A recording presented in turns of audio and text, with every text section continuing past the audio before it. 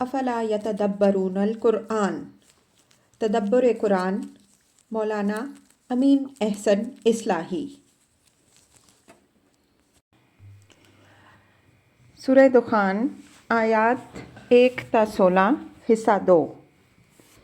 اعوذ باللہ من الشیطان الرجیم، بسم اللہ الرحمن الرحیم۔ فارتقب یوم تأتی السماء بدخان مبین یغشی الناس ھذا عذاب علیم۔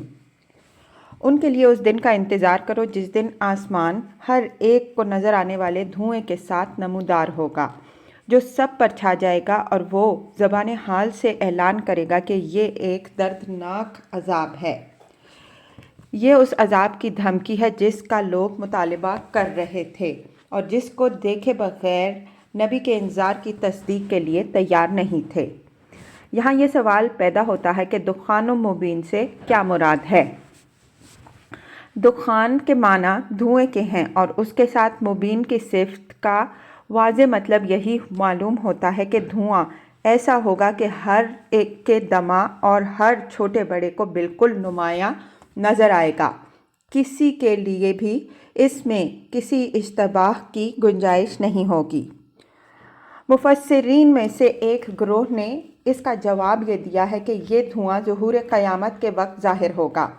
اس کی تائید میں انہوں نے ایک روایت بھی نقل کی ہے، لیکن ناقدین حدیث نے اس روایت کو قصہ گوئیوں کی روایت قرار دے کر اس کی تردید کر دی ہے۔ ہمارے نزدیک یہ روایت آیات کے سیاق و سباق کے بھی خلاف ہے۔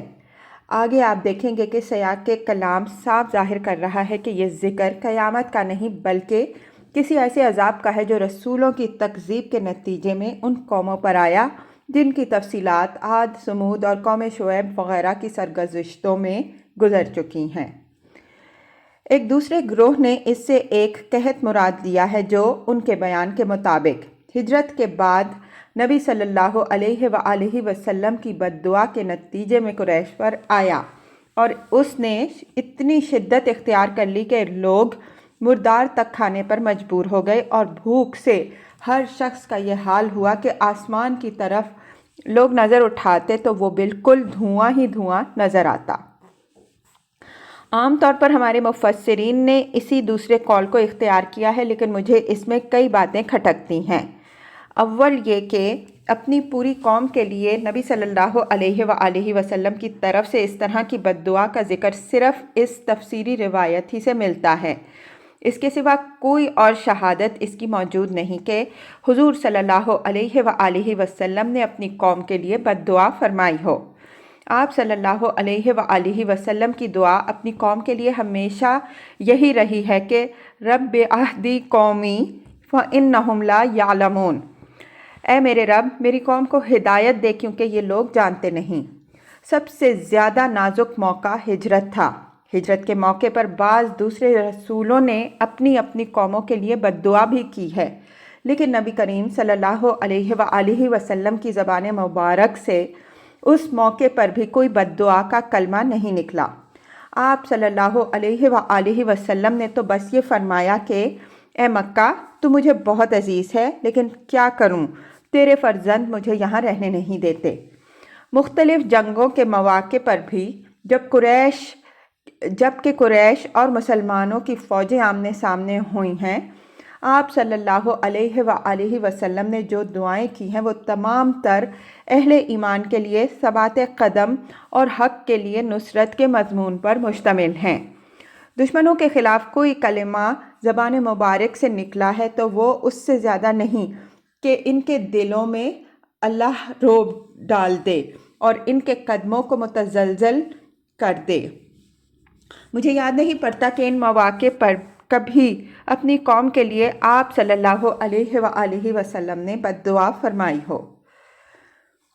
دوسری یہ کہ ہجرت کے بعد سب سے زیادہ نازک موقع حدیبیہ کا موقع تھا، جب قریش کی عصبیت جاہلیت بالکل عریاں ہو کر سامنے آئی اور مسلمانوں کے جذبات ان کے خلاف آخری حد تک مشتعل ہو گئے۔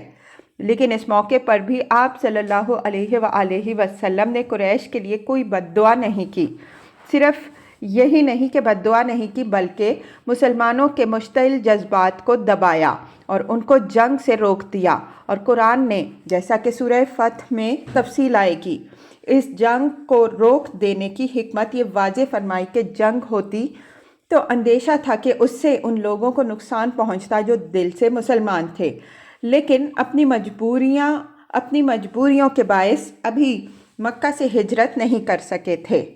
غور کیجئے کہ جب مکہ کے ان مخفی مسلمانوں ہی کے خیال سے مسلمانوں نے اپنی کھینچی ہوئی تلواریں میانوں میں کر لیں اور نبی صلی اللہ علیہ وآلہ وسلم نے قریش کے ساتھ ایک ایسا معاہدہ کر لیا جو صحابہ کرام رضی اللہ عنہم اجمعین کے عام جذبات کے خلاف تھا، تو انہی اہل مکہ کے لیے کسی ایسے قحط کی بد دعا آپ صلی اللہ علیہ وآلہ وسلم کیسے کر سکتے تھے جس میں لوگ مردار کھانے تک مجبور ہو جائیں؟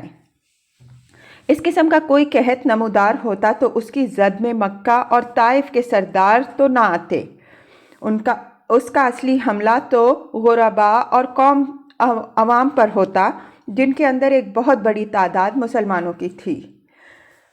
تیسری یہ کہ یہاں نبی صلی اللہ علیہ وآلہ وسلم کو نہ کسی دعا کی ہدایت کی گئی نہ کسی بد دعا کی، بلکہ صبر کے ساتھ ایک ایسے دن کے انتظار کی ہدایت فرمائی گئی ہے جس دن آسمان ایک ایسے دھوئیں کے ساتھ نمودار ہوگا جو پوری قوم پر چھا جائے گا، اور جو زبان حال سے یہ منادی کرے گا کہ یہ وہی دردناک عذاب ہے جس سے لوگوں کو آگاہ کیا گیا، لیکن لوگ اس کا مذاق اڑاتے ہیں۔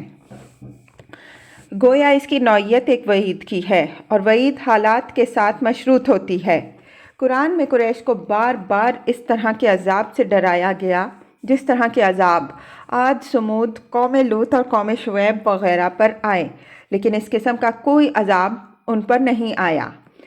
اس کی وجہ یہ ہے کہ اہل عرب کی اکثریت ایمان لائی، صرف تھوڑے سے اشرار اپنی شرارت پر اڑے رہے جو یا تو اہل ایمان کے ساتھ تصادم میں ختم ہو گئے یا فتح مکہ کے موقع پر انہوں نے گھٹنے ٹیک دیے۔ چوتھی یہ کہ قحط کی تعبیر دخان و مبین سے کوئی موزوں تعبیر نہیں ہے۔ قحط کا مضمون عربی شاعری کا ایک پامال مضمون ہے۔ جس زمانے میں شمال کی ٹھنڈی ہوائیں چلتیں، ملک میں ایک قحط کی سی حالت پیدا ہو جاتی۔ بعض علاقوں میں حالات نہایت سنگین بھی ہو جاتے۔ عرب شعراء اپنے قصائد میں ان حالات کی نہایت مؤثر تصویر کھینچتے ہیں اور مختلف استعارات، کنایات اور تشبیہات سے پورے حالات نگاہوں کے سامنے لانے کی کوشش کرتے ہیں، لیکن مجھے یاد نہیں پڑتا کہ کسی شاعر نے بھی کسی شدید سے شدید قحط کو بھی دخان و مبین سے تعبیر کیا ہو یا اس کے اثر کو بیان کرنے کے لیے یہ اسلوب بیان اختیار کیا ہو۔ ان وجوہ سے قحط والی روایت اگر صحیح بھی ہے تو اس کا تعلق اس آیت سے نہیں ہے۔ ہو سکتا ہے کہ کوئی قحط پڑا ہو، یہ بھی امکان ہے کہ یہ قحط بہت سخت ہو گیا ہو۔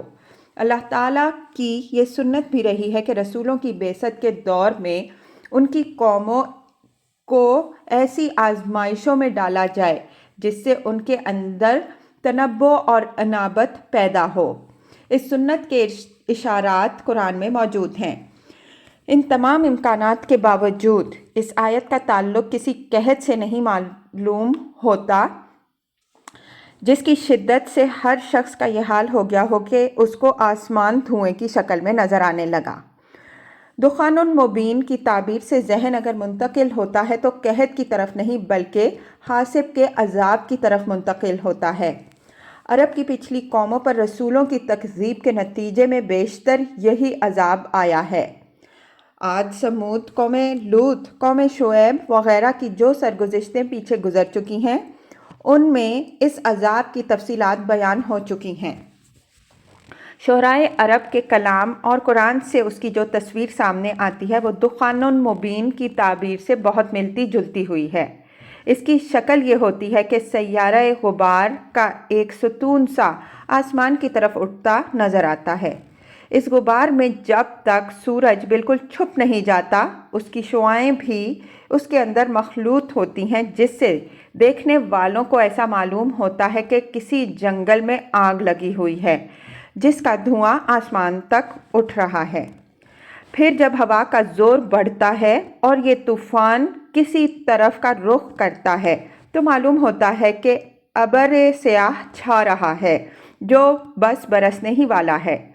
پھر یہ ایک ہولناک شکل اختیار کر لیتا ہے اور بستیوں کی بستیوں کو ریت اور کنکر پتھر کی بارش سے ڈھانک دیتا ہے۔ قوم عاد پر جب عذاب آیا تو انہوں نے فضا کے سیاہ غبار کو ابر سیاہ خیال کیا۔ چنانچہ سورہ احقاف میں ان کا ذکر یوں آیا ہے: فَلَمَّا رَأَوْهُ عَارِضًا مُسْتَقْبِلَ أَوْدِيَتِهِمْ قَالُوا هَٰذَا عَارِضٌ مُمْطِرُنَا بَلْ هُوَ مَا اسْتَعْجَلْتُم بِهِ رِيحٌ فِيهَا عَذَابٌ أَلِيمٌ۔ آیت 24۔ پس جب انہوں نے اس عذاب کو ایک ابر کی صورت میں اپنی وادیوں کی طرف بڑھتے دیکھا تو بولے کہ یہ تو بادل ہے جو ہمیں سیراب کرنے والا ہے، نہیں بلکہ یہ وہی عذاب ہے جس کے لیے تم نے جلدی مچا رکھی ہے، ایک باد تند جس کے اندر دردناک عذاب ہے۔ اسی عذاب کو قوم شعیب کی تباہی کے ذکر میں عذاب یوم الذلہ سے تعبیر فرمایا گیا۔ فَكَذَّبُوهُ فَأَخَذَهُمْ عَذَابُ يَوْمِ الذِّلَّةِ سورہ شعراء آیت 179۔ بس انہوں نے اس کی تکذیب کر دی جس کے نتیجے میں ان کو یوم الذلہ کے عذاب نے پکڑ لیا۔ ذلہ چھتری اور سائبان اور شامیانے وغیرہ کے لیے بھی آتا ہے اور ابر کے لیے بھی۔ حاسب کا عذاب اپنے ابتدائی مرحلہ میں اٹھتے ہوئے ابر یا دھوئیں ہی کی شکل میں نظر آتا ہے۔ اس وجہ سے قرین قیاس بعد یہی معلوم ہوتی ہے کہ یہ اسی عذاب کی دھمکی ہو۔ یہ دھمکی نہایت واضح الفاظ میں قریش کو عاد اور سمود وغیرہ قوموں کی سرگزشتیں سنا کر بھی دی گئی تھی۔ ہم نہایت وضاحت کے ساتھ پچھلی صورتوں کی تفسیر میں ان قوموں کے عذاب کی نوعیت واضح کر چکے ہیں۔ آگے کی صورتوں کی تفسیر میں بھی یہ تفصیلات آئیں گی۔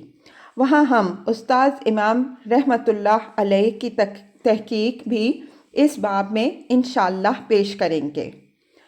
یہ دھمکی جیسا کہ ہم اوپر اشارہ کر چکے ہیں اس شرط کے ساتھ مشروط تھی کہ مخالفین اگر رسول کی تکذیب کر دیں تو ان پر عذاب آ جائے گا، لیکن مشرکین قریش کی اکثریت جیسا کہ معلوم ہے آہستہ آہستہ مسلمان ہو گئی، اور صلح حدیبیہ کے بعد تو ایسے حالات پیدا ہو گئے کہ بتدریج معاندین کا زور بالکل ٹوٹ گیا، یہاں تک کہ فتح مکہ کے بعد یدخلون فی دین اللہ افواجا سورہ نصر آیت 2 کی پیشن گوئی اس طرح پوری ہوئی کہ اس کی صداقت کا مشاہدہ ہر شخص نے اپنی آنکھوں سے کر لیا۔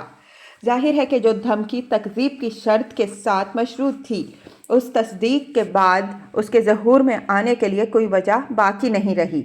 چنانچہ قریش بحیثیت مجموعی اللہ کے عذاب سے محفوظ رہے، صرف ان کے وہ اشرار مسلمانوں کی تلواروں کی زد میں آئے جو ان پر حملہ آور ہوئے، اور جو تلواروں سے بچ رہے انہوں نے فتح مکہ کے بعد گھٹنے ٹیک دیے۔ یغشی الناس ھذا عذاب علیم، یہ اس عذاب کی شدت کی تعبیر ہے کہ وہ لوگوں کو اس طرح چھا لے گا کہ کسی کے لیے بھی اس سے فرار کی کوئی راہ باقی نہیں رہے گی۔ ھذا عذاب علیم، یہ زبان حال یا صورتحال کی تعبیر ہے کہ ہر شخص پر یہ بات واضح ہو جائے کہ یہ کوئی وقتی جھونکا نہیں ہے جو آیا اور گزر گیا، بلکہ قہر الہی ہے جو سب کی کمر توڑ کر رکھ دے گا۔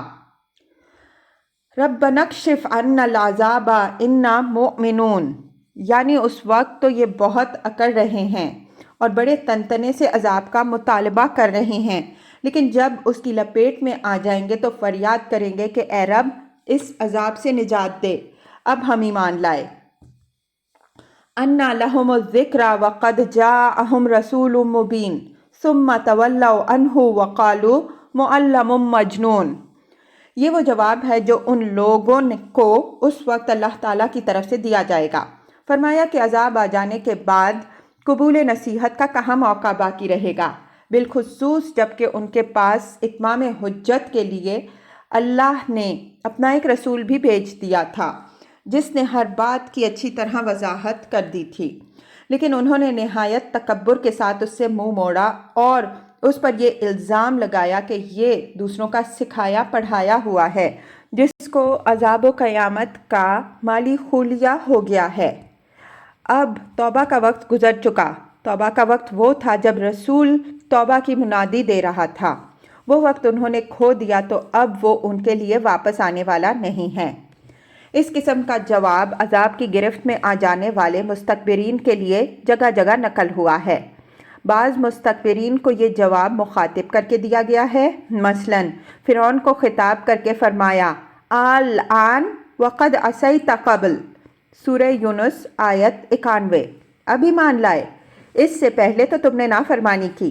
دوسرے مقام میں ہے فَيَقُولُ الَّذِينَ ظَلَمُوا رَبَّنَا أَخِّرْنَا إِلَىٰ أَجَلٍ قَرِيبٍ نُجِبْ دَعْوَتَكَ وَنَتَّبِعِ الرُّسُلَ أَوَلَمْ تَكُونُوا أَقْسَمْتُم مِّن قَبْلُ مَا لَكُم مِّن زَوَالٍ، سورہ ابراہیم آیت 44۔ تو عذاب کی گرفت میں آ جانے کے بعد وہ لوگ جنہوں نے اپنی جانوں پر ظلم ڈھائے پکاریں گے کہ اے ہمارے رب، ہمیں تھوڑی سی مہلت اور دے، ہم تیری دعوت قبول اور رسولوں کی پیروی کریں۔ اس وقت ان کو جواب ملے گا کہ کیا تم لوگ اس سے پہلے قسمیں نہیں کھاتے تھے کہ تم کبھی اپنے موقف سے ہٹنے والے نہیں ہو۔ آیت زیر بحث میں یہی بات ان سے منہ پھیر کر غائبانہ اسلوب میں فرمائی گئی۔ اسلوب کی یہ تبدیلیاں بلاغت کے تقاضوں کے تحت ہوتی ہیں اور اہل ذوق کے لیے یہ چیزیں محتاج وضاحت نہیں ہیں۔ خطاب کے اسلوب میں شدت اور غائب کے اسلوب میں اعراض کا مضمون نمایاں ہے۔ حضرت صلی اللہ علیہ وآلہ وسلم پر قریش کا یہ الزام کہ آپ کو بعض دوسرے لوگ سکھاتے ہیں اور یہ ان کی غلط سکھائی ہوئی باتیں وحی کے دعوے کے ساتھ ہمارے سامنے پیش کرتے ہیں، بعض دوسرے مقامات میں بھی مذکور ہیں۔ یہ الزام قریش نے محض ان لوگوں کو مطمئن کرنے کے لیے ایجاد کیا تھا جو قرآن کے مواد بحث و استدلال سے متاثر ہو کر یہ سوچنے لگ گئے تھے کہ اس قسم کا پرمغز کلام کوئی امی غیبی رہنمائی کے بغیر نہیں پیش کر سکتا۔ اس طرح کے لوگوں کو قرآن سے بدگمان کرنے کے لیے قریش نے یہ اشغالہ ایجاد کیا کہ یہ کلام کسی وحی و الہام کا ثمرہ نہیں بلکہ کچھ پڑھے لکھے لوگوں کی سازش کا نتیجہ ہے۔ وہ لوگ در پردہ یہ کلام ایجاد کرتے ہیں اور یہ شخص اس کو وحی کے نام سے پیش کرتا ہے۔ مقصود سازش کرنے والوں کا یہ ہے کہ اس راہ سے وہ ہماری قوم میں تفریق پیدا کریں۔ یہ الزام لگاتے ہوئے وہ یہ بھی تاثر دیتے کہ اس سازش میں بعض اہل کتاب اور عجمی بھی شامل ہیں، تاکہ اس طرح وہ قرآن مجید اور حضرت صلی اللہ علیہ وآلہ وسلم کے خلاف عربوں کے قومی جذبات کو کامیابی کے ساتھ بھڑکا سکیں۔ حضرت صلی اللہ علیہ وآلہ وسلم کو مجنون کہنے کی اصل وجہ کی طرف اس کے محل میں ہم اشارہ کر چکے ہیں کہ قریش محسوس کرتے تھے کہ اول تو آپ صلی اللہ علیہ وآلہ وسلم کے دل پر خوف عذاب آخرت کا ایسا غلبہ ہے کہ آپ صلی اللہ علیہ وآلہ وسلم اٹھتے بیٹھتے ہر وقت اسی کی یاد دہانی کرتے ہیں۔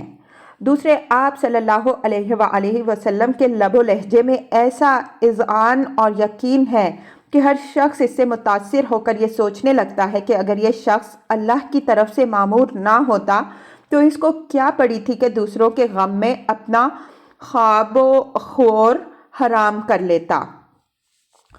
لوگوں کے اس تاثر کو دور کرنے کے لیے قریش نے یہ کہنا شروع کر دیا کہ جس طرح بعض لوگوں کو بعض چیزوں کا سودا ہو جایا کرتا ہے، وہ اٹھتے بیٹھتے اسی چیز کی رٹ لگائے رہتے ہیں اور ہر جگہ ان کو وہی چیز نظر آتی ہے، اسی طرح اس شخص کو بھی عذاب کا سودا ہو گیا ہے۔ ہر گوشے سے اس کو وہی آتا دکھائی دیتا ہے، اس کے پیچھے کوئی حقیقت نہیں ہے بلکہ یہ محض ایک خبط و جنون ہے۔ بھلا عذاب ہم پر کدھر سے اور کیوں آ جائے گا؟ اِنَّا کَاشِفُ الْعَذَابِ قَلِيلًا إِنَّكُمْ عَائِدُونَ، یعنی ہو سکتا ہے کہ ہم تمہاری اس درخواست پر کہ ہم سے عذاب ٹال دیا جائے، ہم ایمان لانے والے بن جائیں گے۔ کچھ وقت کے لیے عذاب ہٹا دیں لیکن تم پھر اسی راہ پر چلو گے جس پر عذاب سے پہلے چلتے رہے ہو۔ اپنی خواہشوں کے غلام کا حال یہی ہوتا ہے کہ جب ان کو کوئی آزمائش پیش آ جاتی ہے تو ناک رگڑ کے توبہ کرتے ہیں، لیکن جب آزمائش گزر جاتی ہے تو اس طرح چل دیتے ہیں گویا نہ کوئی بات پیش آئی، نہ انہوں نے کوئی قول و قرار کیا اور نہ آئندہ اب اس طرح کی بات پیش آئے گی۔ یوم نبطش البطشۃ الکبریٰ انا منتقمون، یعنی اس دنیا میں پکڑ سے چھوٹ بھی گئے تو یہ چیز وجہ اطمینان نہیں ہونی چاہیے۔ اس دن کو یاد رکھو جس دن ہم بڑی پکڑ پکڑیں گے۔ بڑی پکڑ سے مراد قیامت کی پکڑ ہے۔ اس دنیا میں قوموں کی جو گرفت ہوتی ہے وہ قیامت کے مقابل میں بہرحال چھوٹی ہی ہوتی ہے۔ قیامت کی پکڑ ابدی اور دائمی ہوگی اور اس دن تمام مجرموں سے اللہ تعالیٰ پورا انتقام لے گا۔